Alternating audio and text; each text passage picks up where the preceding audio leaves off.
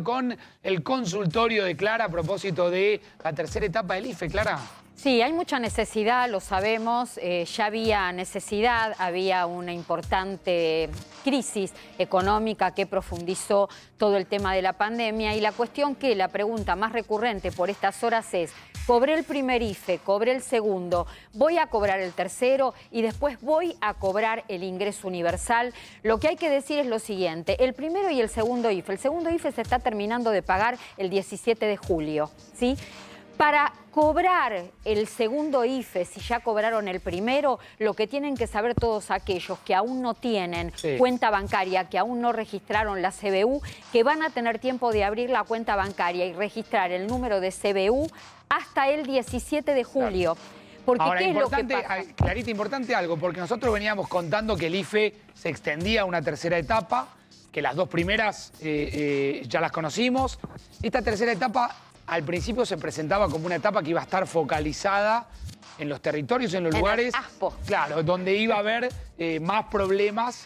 Donde estaba vigente el aislamiento más duro, obligatorio más duro, claro, ¿no? Esto se dejó de lado, claro, ¿no? ¿Qué es lo que vino pasando? Hasta donde sabíamos, hace pocas horas se hablaba de residentes en localidades, provincias de cuarentena estricta. Ahora, ¿qué se está evaluando en estas horas?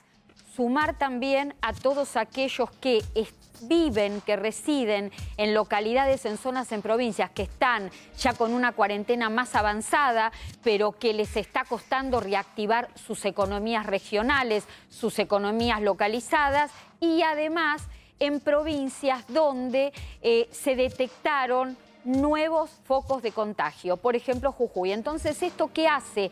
Que ya deje de ser algo con un alcance menor como se pensaba. Pensemos que el primero y el segundo IFE lo cobraron y lo van a cobrar porque, bueno, el pago del segundo todavía no finalizó, 9 millones de personas. A ver, acá es importante esto que ponemos en pantalla, porque ¿a quién va a alcanzar el pago número 3?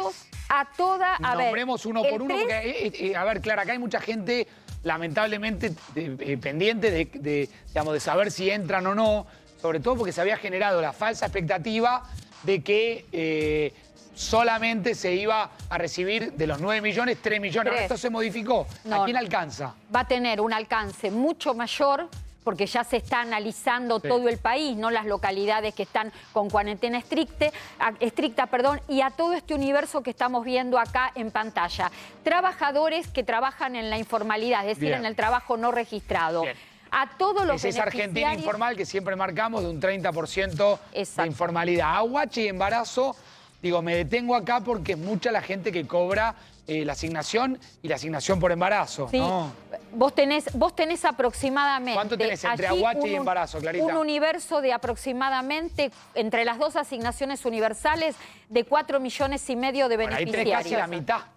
Exactamente. Casi la mitad de todos los que cobran el tercer IFE, aguache y embarazo, van a cobrar obviamente el tercero. ¿Qué es Becas Progresar? Bueno, esto es un programa que comenzó en la Argentina en el año 2011, producto justamente a las cifras que estaba dando el UNICEF con la UNICEF con respecto a la situación de los chicos. A ver, nace medio en unión años después que la asignación universal por hijo y embarazo. Es una ayuda que se le da a estudiantes que están en sectores que pertenecen a familias vulnerables para que para que finalicen sus estudios medios, es decir, la escuela secundaria, la escuela terciaria y también la universidad. Las becas Progresar, cuando comienzan en Argentina en el año 2011, le daban cobertura a chicos y a jóvenes hasta 24 años. Y después, en el año 2016, esto se amplió hasta los 30 años. O sea que por eso te agrego la universidad, ¿no? Cobran becas Progresar. Empleo doméstico también, esta era una duda que había.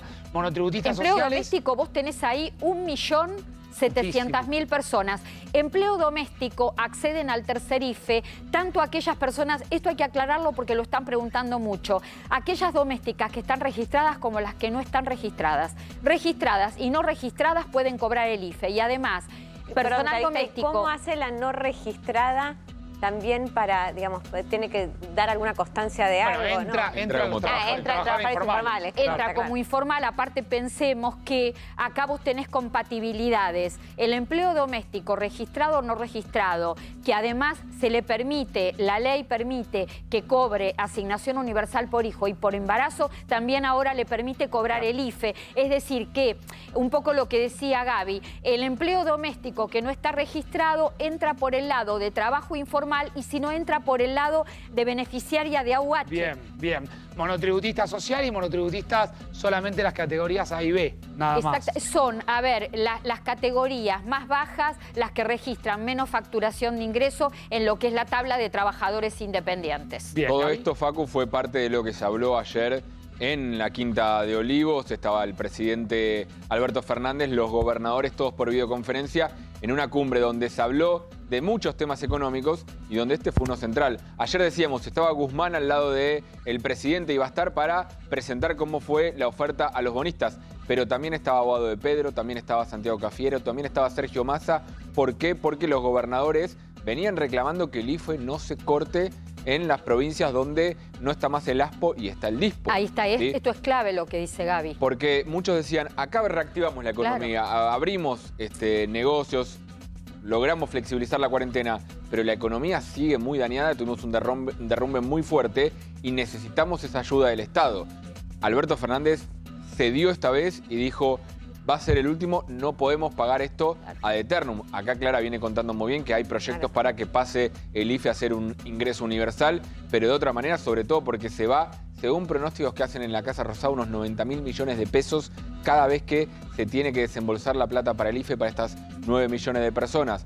A 10.000 pesos por cada uno son Clara, de todas maneras, la idea ahora de que este tercer IFE va a ser para todos y no para 3 millones de los 9 millones originales, echa un poco por tierra la idea de que se va a aumentar el valor del IFE, ¿no? ¿Te acuerdas que ayer hablamos de que podía ser de 15.000 pesos?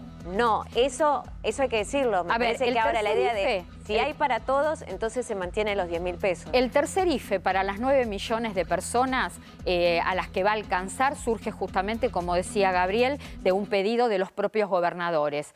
Provincias que están en cuarentena estricta o no, todos pidieron al gobierno, al presidente de la Nación, que el IFE continúe, ¿sí? Ahora, ¿qué hay que evaluar? El Gabinete Económico en paralelo tiene que evaluar el costo fiscal. Este costo fiscal no se puede seguir manteniendo en el tiempo. Si aborta el tema al pago del tercer IFE para 9 millones de personas, ya se aborta la idea de un tercer IFE con aumento. El IFE no va a estar en 15.000 pesos como hablábamos en el día de ayer, quedará en 10.000. Ahora, la cuestión le espera un desafío enorme al gobierno nacional, porque cómo se desarticula el IFE para 9 millones de personas a un costo de 10.000 pesos por persona para pasar a un ingreso universal que va a quedar por varios años. Es decir, que cuando esto esté implementado en la Argentina, el gobierno tiene que darle un sostén en el tiempo económico para que reduzca el alcance. Esto va a ser muy complicado. Si bien no creo que presente demasiadas dificultades el proyecto de ley, porque el ingreso universal se va a implementar por ley en la Argentina, no va a poner resistencia ni en diputados ni en Senado, el tema es de dónde van a salir los fondos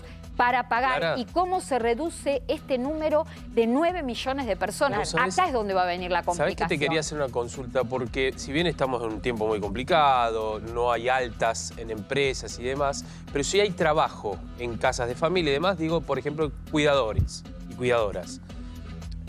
Me contaban que hay gente que quiere poner en blanco a esas personas que necesitan cuidar a un adulto mayor, a los chicos y demás, y que están exceptuados y que pueden hacer este tipo de tareas ahora durante la pandemia y que va a quedar. Pero muchos dicen, no me ponga en blanco porque si no pierdo el IFE. Claro, porque el IFE no perdés el servicio. Bueno, a excepción, a ver, del servicio doméstico. El empleo doméstico no pierde el IFE, no pierde la posibilidad de la asignación. Pero el resto sí.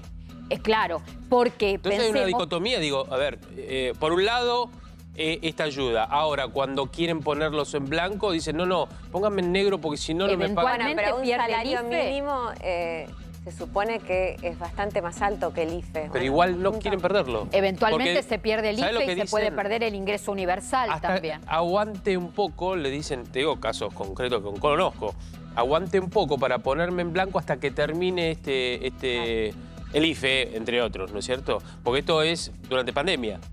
En la medida que por distintas razones de la economía los gobiernos sigan implementando cada vez más existencialismo, esta situación nunca va a acabar. Claro.